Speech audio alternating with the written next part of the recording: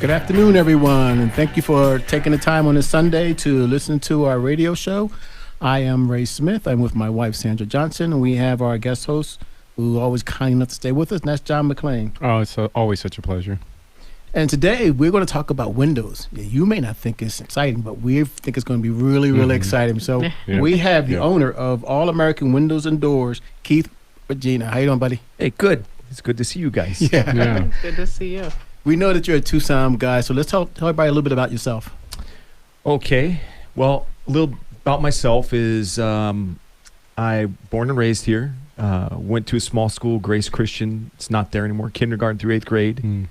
Shared with all of America. Kindergarten twice. We'll just keep that. It'll be our secret.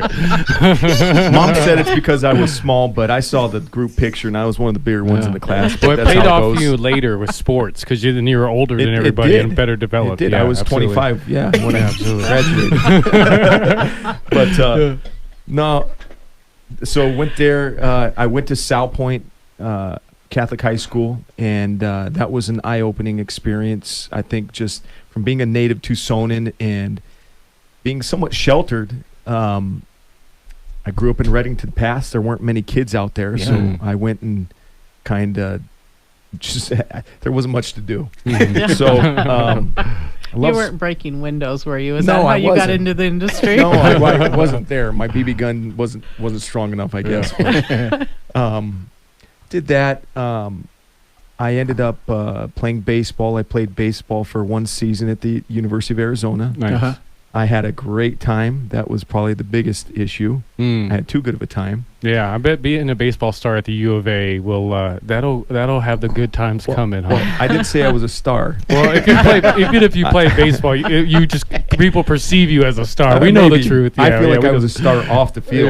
Yeah, for sure. And Yeah. that's probably another one of the Yeah. problems. But again, being a Tucson native, it may have been a wise decision maybe to get out of town for a little bit Right. and then come back, which I did later. But as God would have it, I met my wife towards the tail end of that at the U of A. She was a Palm girl.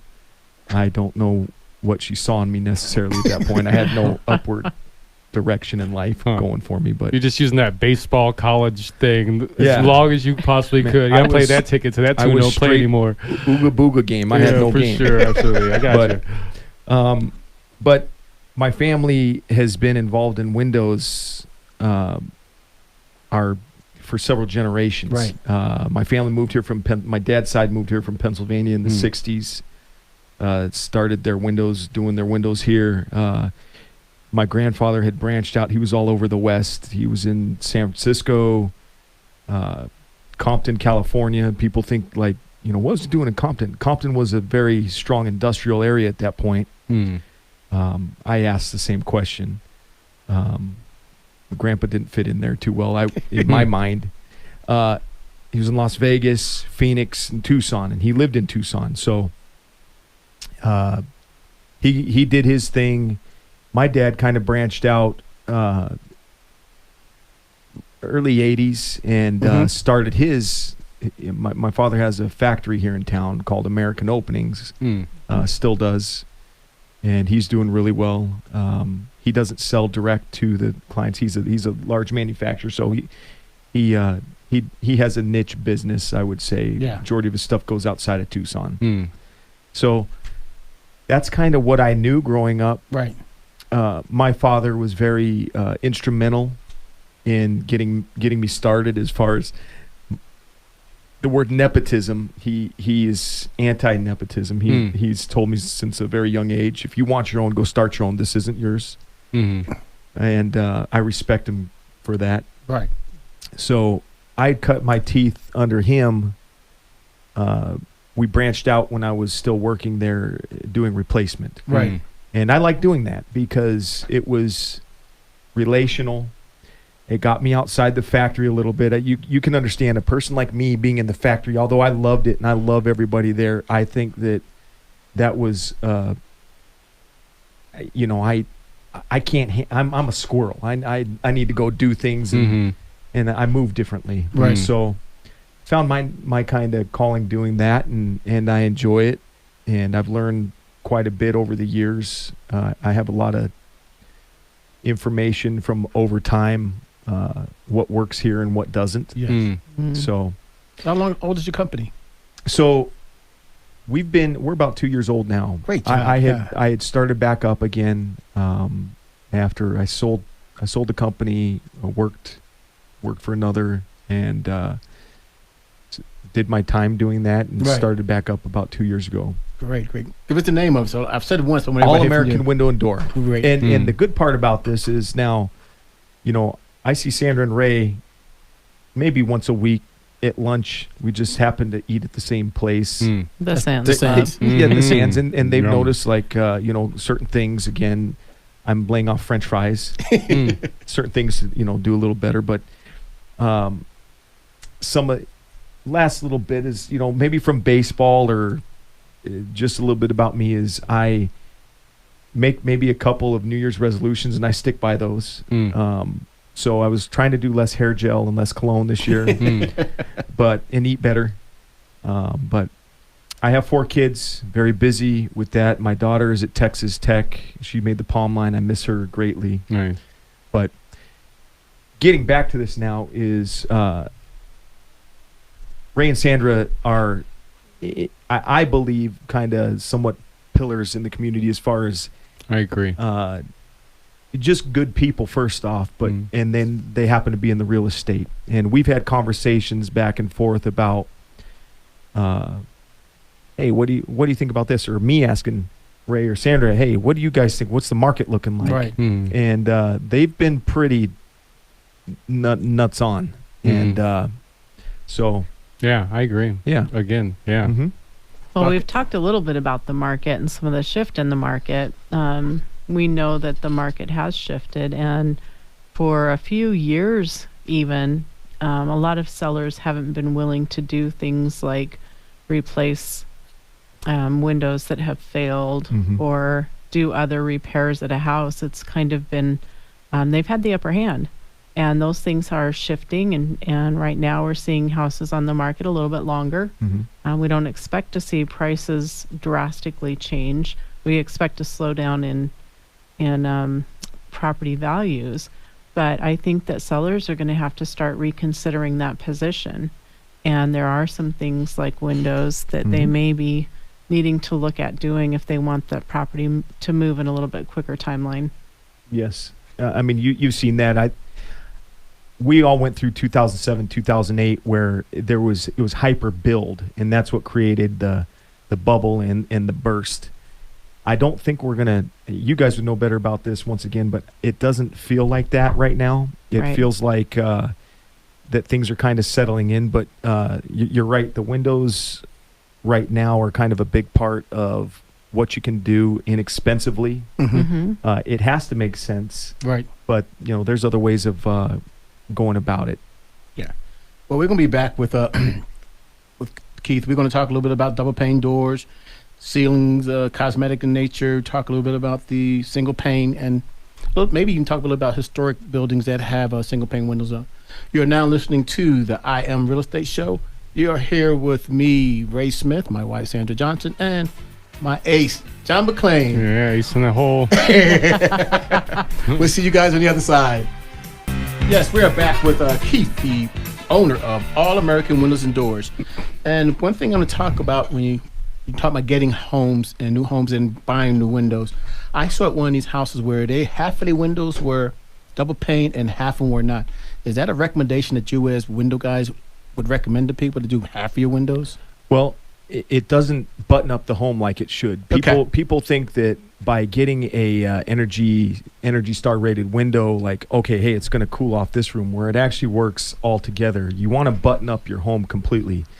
Low E glass, low emisticity, what it's doing is yes, you picture, okay, it's going to keep the heat out or it's going to keep whatever, but it maintains the temperature of the inside is what it's doing. So a lot of times, budgetary wise too, people will maybe hit their west and their south side of their home. Okay. Their north might be positioned where it's not getting a lot of sunlight, or something like that. And that, it just depends on the home. Every home is set a little different. their HVAC is running into a different room where the last room on the list isn't getting a lot of AC. So I mean, there's a lot of different variables in that. I think we typically tell people if you don't replace all of the windows, you really don't get credit for it as far as, from a buyer coming in saying, hey, it's got new windows. Well, no one comes in and is excited. Oh, it has half new windows.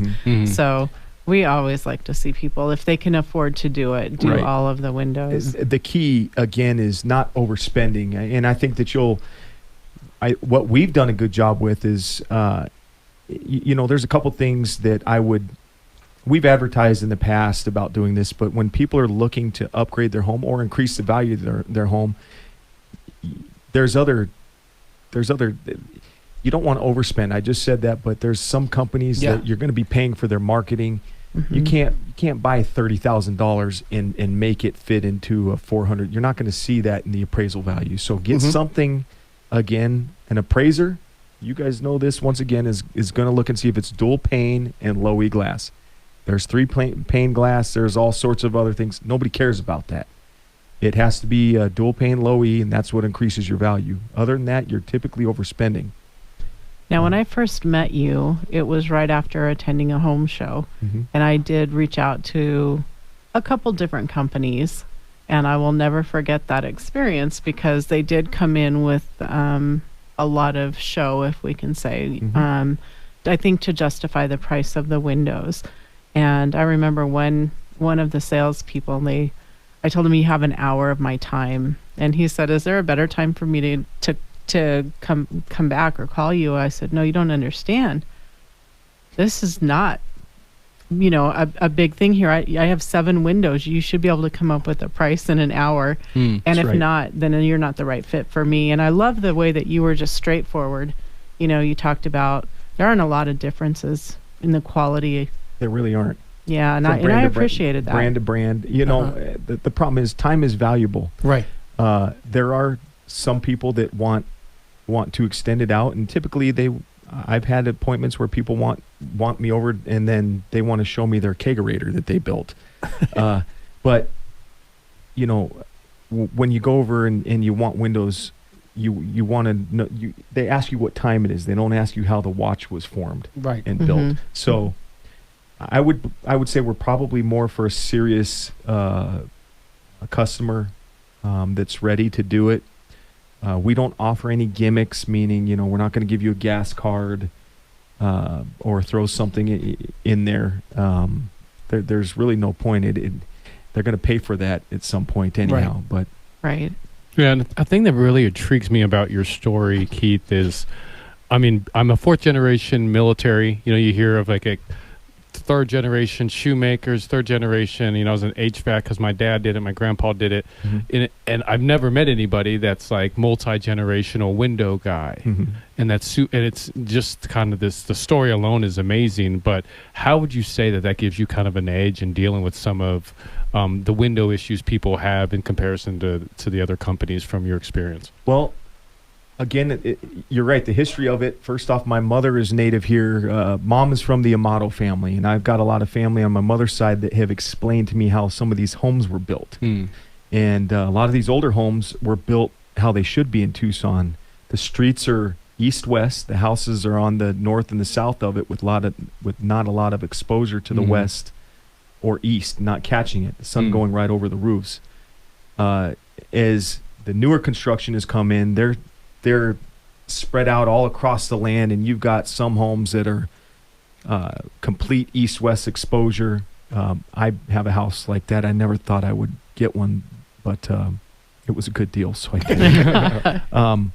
But each home is going to determine what goes in there. There's no. That's why we go look. A lot of people want to come into the showroom and look, and that's good. We'll have a cup of coffee, but we really need to look at the home because each one is different. As your guys' experience too might be the same street, cul-de-sac. It might be just a little bit different. Right.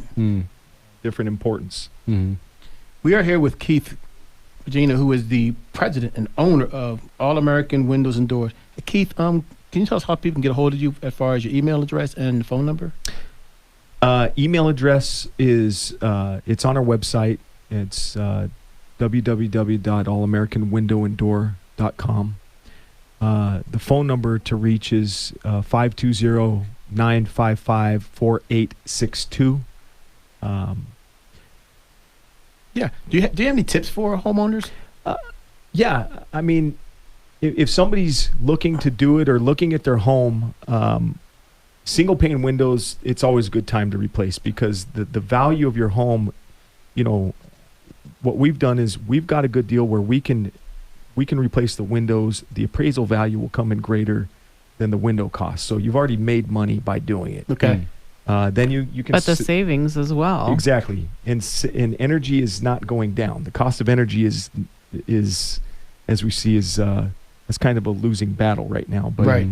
if you can do anything to fix that, replacing the windows is a great thing to do for appraisal for your home, for comfort. Mm-hmm. Now we see a lot of windows on our repair requests where the seal has failed. Can you talk a little bit about that? I work with a select group of realtors. There are a lot to choose from. I would say there's some that are more professional than others, just like anything else. Right. But typically a good time to a lot of the realtors that I work with will have me come look at the home prior to them putting it on the market or prior to them releasing it before the inspector comes in. Mm-hmm. Because being that we're considered an expert in that field, we supersede even what the inspector says, just like Right. the plumbing guy. So I run into a lot of stuff, believe it or not, where these homes might be very clean. Right now, like you said, it's the inspectors are paid. They're not going to get hired if they don't write anything down. And there's some iffy stuff sometimes that is written on there. Mm-hmm. But in the case of seals, swiggle failure, where you might have the membrane coming into the view of the glass, those are things that need to be fixed prior to selling the house, because it gives an alert to the potential homeowner or home buyer that this has been it's not been taken care of. You know, the other thing is that usually you're going to have it, take it off the price the house accordingly, and then they're going to ask to repair it anyway. So you'll pay for it twice. Pain in the pants. So thank you so much for being with us today. We appreciate your time and your Good expertise. seeing you, Keith. Good seeing you, Thank buddy. you, Yeah. guys. I'll see you next week, I'm certain. Yeah, you're dynamite. I didn't realize there were such cool people in the window business, but now I know. I'm not even saying that. I'm saying, just even you'll see him. He jogs up backwards. He'll go up Tumamoc backwards. I have That's coffee never with gonna Sandra. happen. We just stay at the bottom. We have coffee. Fair enough. Yeah.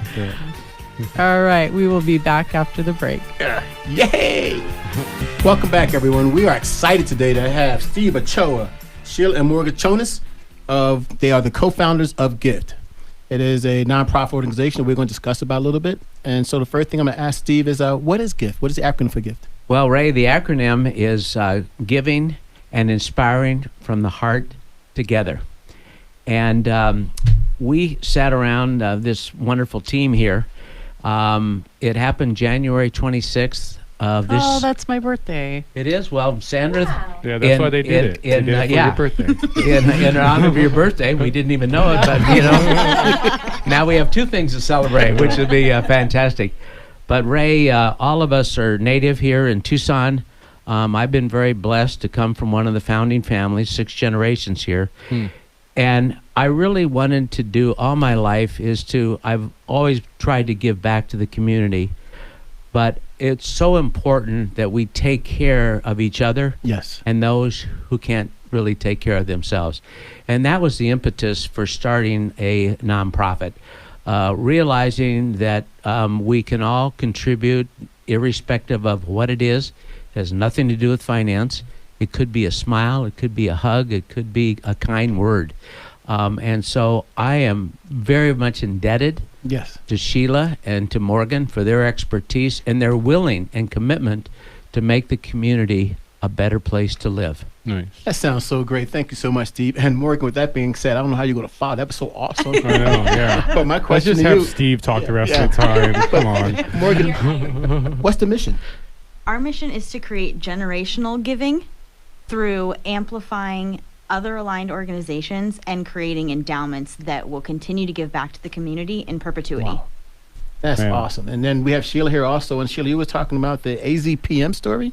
Yes. So, as an example, we have a connection to Arizona Public Media, and I have a good friend who works there, and he posted on social media a story about a 10-year-old boy who came in, and he had saved his allowance, and he had $20 to donate.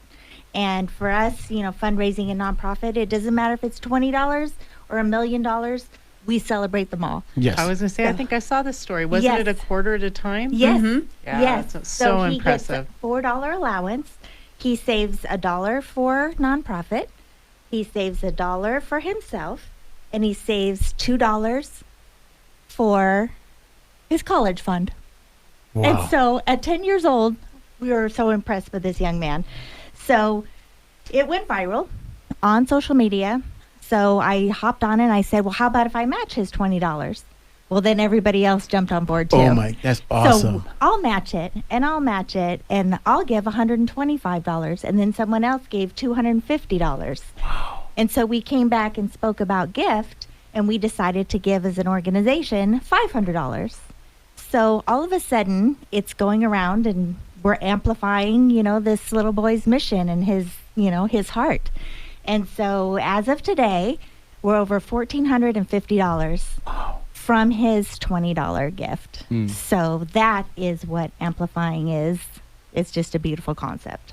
I like that. And it was so simply stated. And so you kind of understand when they mean by amplification. People don't realize that it just means that everybody's giving on top of giving on top of giving. So one small gift means a lot to everyone else. If everyone's giving this one small gift and for one person's goal.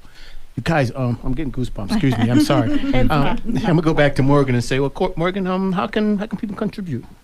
Well, I also want to follow up on the amplification. Yes, Is please it's do. not just financial; it's also awareness. So we've got this beautiful platform of social media channels now. Right. So everything we're doing, every layer is also sharing.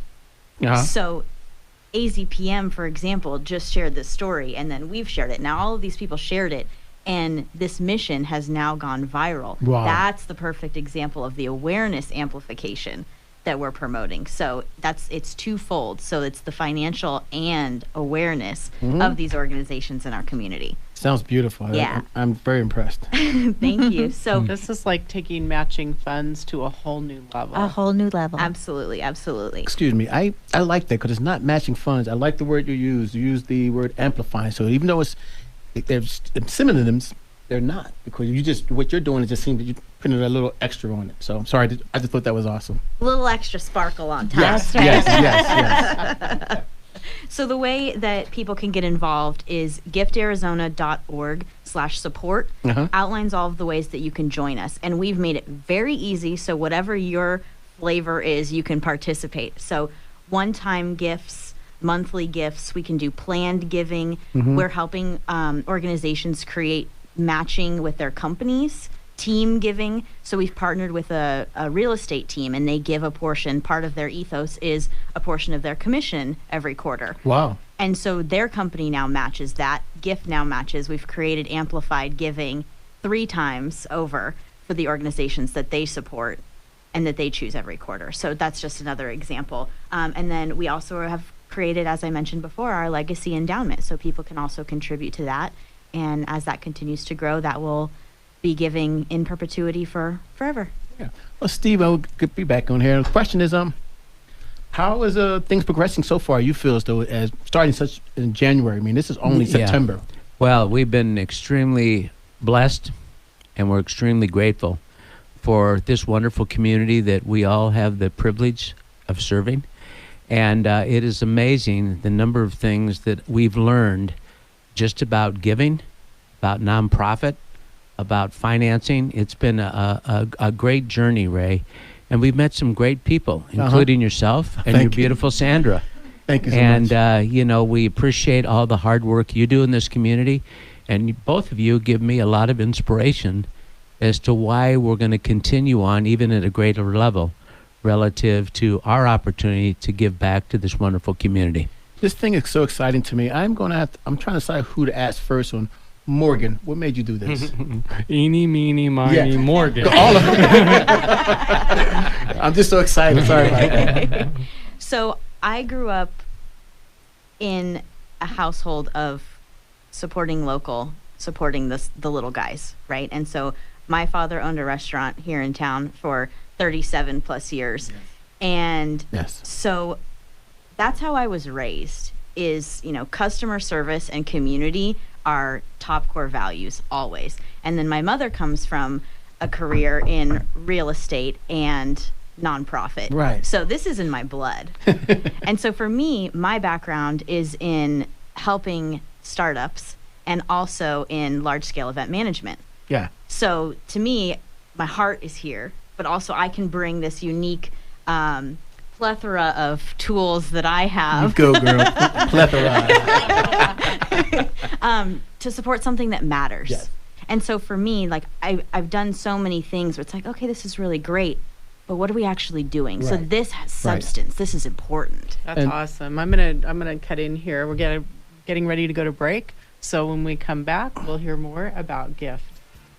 Hi, we are back from break here with the I Am Real Estate Show. Raymond Smith and Sandra Johnson, and our guest host John McLean. Mm-hmm. Every person sitting around this table right now, and there are a lot of us. Every one of us is passionate about charity work Mm-hmm. and Yeah. giving back to the community and lifting people up. I think that we have to include that too. And so we were just talking with Morgan, who happens to be related to Sheila, which is not a bad thing. I've known Sheila for probably over 15 years, and she has always been involved in helping people and being involved in the community. So what was it that got you excited about partnering with Steve Ochoa here, another fine member of our community? What got you interested in partnering and starting down this path? Well, first of all, who wouldn't want to be involved with Mr. Ochoa? Exactly. He has a huge heart and a very giving heart, and we're happy to be aligned. So that was a definite yes when we were talking.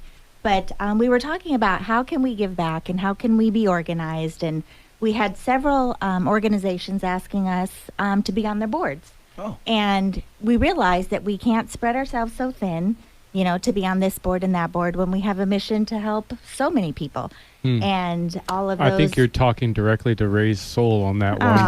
But I know Yes. you guys are on several Yeah. boards, and Yeah. you guys are, you work hard. And on they're those. deserving places, They and it's are. really hard to pick and choose. You're absolutely right. Yes. There are so many deserving organizations in this community. but give them the answer to the problem, because it definitely seems like that's what you were able to encapsulate with your journey. Yeah, so when we were thinking, how would we pick and choose? How would we, spend our time? And then we were, how about if we start our own nonprofit? And so, deers in the headlight, the eyes, and it's just like, oh, well, how would we do that? And I have some experience with different nonprofits. And I took a little bit of knowledge from each place that I've worked, and we kind of brought it together and sat at the table at Tino's. And January 26th, we came up with Gift, and it was actually 1:26 in the afternoon on January 26th, and it was just like 1:26. And now we'll celebrate Sandra's birthday. Every Yeah, year. absolutely. Every year. You won't Every forget year. me. Happy I'll birthday, never Gift and forget. Sandra. 2 cakes. I love it, but it's a great way for us to come together. We can do the work. We don't actually do the events. We don't organize them. We don't, it's up to the organization we partner with to do all of that, but we amplify and we help them with their social media and sharing and all of the good stuff. And then Right, we can right. match some funds that they're raising. Good. So just think of us as, the little... Little engine that could. The little Thank you. I just lost my train of Yeah. thought. Perfect, Ray. So you've had some events, and I have to mention that and thank you for participating and helping one of our previous guests, Jennifer Scott. We rented the Loft Theater and were able to do a private screening of a movie on suicide and depression. And you guys really were instrumental in helping us make that happen. But you've had some other events that you've amplified as well. So Morgan, do you want to speak to those? Sure. This is, I love the little engine that could. And this is a perfect example of amplification is not everybody has the staff, not everybody has the means, or not everybody has the capacity to be doing events and fundraising and all these things. You know, they're focusing on their mission. And so Right. if we can come in and we can offer a hand in one of those areas, that's what we can bring to the table. So one example is we partnered with a local food truck rally here in town. Yeah. And so what we did was they had an organization that they wanted to support called the Tucson Family Food Project. And so what we did was we helped them create an amplified event. And so we came together on National Food Truck Day back in June. They had all of their food trucks on site. Everybody donated a little bit of their proceeds. We brought in raffle prizes. We sold raffle tickets. And everybody participated. And then gift came in, matched the funds. And everybody has a social media presence, you know, and that's one of the beautiful things about food trucks is they're always on the move. So they're not a Yes. brick and mortar. They rely on social media. And so we created layer after layer after layer of amplified awareness for all of these organizations, in addition to Tucson Family Food Project, that this was all benefiting. And so that's one example of creating an amplified event. And then the feedback that we got from them when we handed them their check was like, this is the first fundraising event we've been able to do. Wow. We're such a small team, and it changed the trajectory of what they're able to do for the rest of the year. It's interesting, just the way that you guys are structured. I have so much to learn about this organization because, like usual, one, Ray and Sandra bring powerhouses onto the show, but two, they just exposing me to amazing nonprofits. Like I run a nonprofit myself for homeless veterans, and it just seems like you guys are almost like a nonprofit that helps organizations that are, like you're saying, don't really have the capacity to market. Like you guys are like marketing expansion onto their own marketing, and kind of you connect them in a way that they're not going to get connected otherwise. So it's genius. I've never heard anything like it. And Thank you. yeah, And I that's wanna learn a lot more. Tucson. Like that is the core, if we want to call it the ethos of Tucson, is it's like, this is not a competition. We want all of each other to win. Yes. Yes. So if we can come in and we can help you and every, whatever organization we're partnering with expand their capacity to grow, that's what matters to us. And the need is just so abundant. Like whether it's nonprofits, which we have the most nonprofits per capita than any city in the United States, or just organizations in general that just, even mine. I mean, I'm a small nonprofit with maybe a staff of 3 or 4 at tops. Like to be connected with another organization that can kind of give me that boom that, I mean, either I don't know how or just don't have the connections to get. That's beautiful. Thank We're- you. Yeah. We're here right now with Steve Ochoa, Sheila and Morgan Chonas. They Hit it. are the co-founders of Gifts. And I want to talk to Steve a little bit about the Dino Endowment. Well, the Dino Endowment is a very special endowment, and you know how they work is you take X amount of money, it's investing extremely well, and then you take the interest earned on the endowment base and you distribute that for life. Wow. And so the great thing is we're honoring Sheila's husband, and we're also honoring Morgan's father through something that is extremely important, that his name will carry on for a lifetime here in Tucson. And I didn't know him, but I've heard so many wonderful stories about what a wonderful human being he is. And if we can just pass on the legacy, and it's through the endowment, then we're doing ourselves a big favor. Now, keep in mind that the money that we're going to contribute for the endowment is going to help grow that fund. Right. And so then we have the interest in terms of we're going to be able to fund other projects for gift and our alignment. So it's a wonderful opportunity for us to give back, share, and privileged to do it in the name of a wonderful human being, William Dino Chonas. Okay, and now you can't say that and not have me jump in because Sheila and Dino were owners of Tino's Pizza and very well loved in this community. Very well loved. And I don't think there's anyone who wouldn't agree with that. And so what an awesome thing it is that you're doing, and I think the family deserves that. Thank you. Everybody in the house right now is just a little teary-eyed. I'm not gonna lie. Okay, let me think. Okay, going back to what we're talking about, what is the future now of GIFT? What is the next thing that you guys are going to do, or what are you planning for that we need to let people know about? Well, it's twofold. It's that generational giving, Okay. and that's building and growing this endowment and the memorial fund. And that's creating our amplified events. So we're beginning our fundraising for this year and next year so that we can there's the two folds, is so that we can contribute to amplifying other organizations, and then we can grow this endowment that's giving in perpetuity forever. Morgan, do you have the website off the top of your head? I want to hear it again. We'll try to say it again at the end of the show too. I want to keep hearing so people can. Of course Yeah. I do. GiftArizona.org, and then specifically giftarizona.org/support. We'll go through all the ways that you can join us. And then if you're interested in partnering with an amplified event, you can go to giftarizona.org/inquiry, and you can submit a form for us about nominating an organization that you would like to see us partner with. Nice. Hey, Steve, you got any lasting words you'd like to add? Well, first of all, we appreciate you very much, both you and Sandra, not only for having us on this wonderful show, but I really admire you for the way you've conducted your business. Thank you, sir. You're seen everywhere in Tucson. Every organization that I've had the pleasure of going sees you, Sandra, on the microphone, directing your great efforts and your great energy to wonderful people in the community. So on behalf of a grateful Tucson, Arizona community, I want to thank you and Sandra and our co-host, John over there, for all the things he's doing with his nonprofit.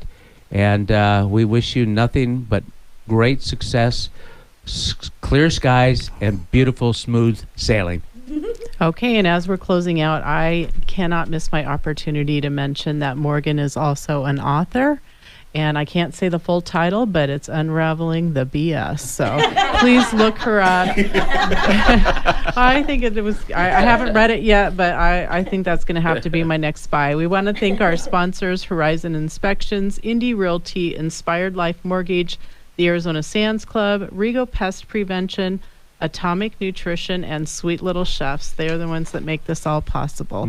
So thank you for being with us today. We appreciate you guys and the work you're doing in this community. Thank you. Thanks for having us. Thank you. GIFT is great.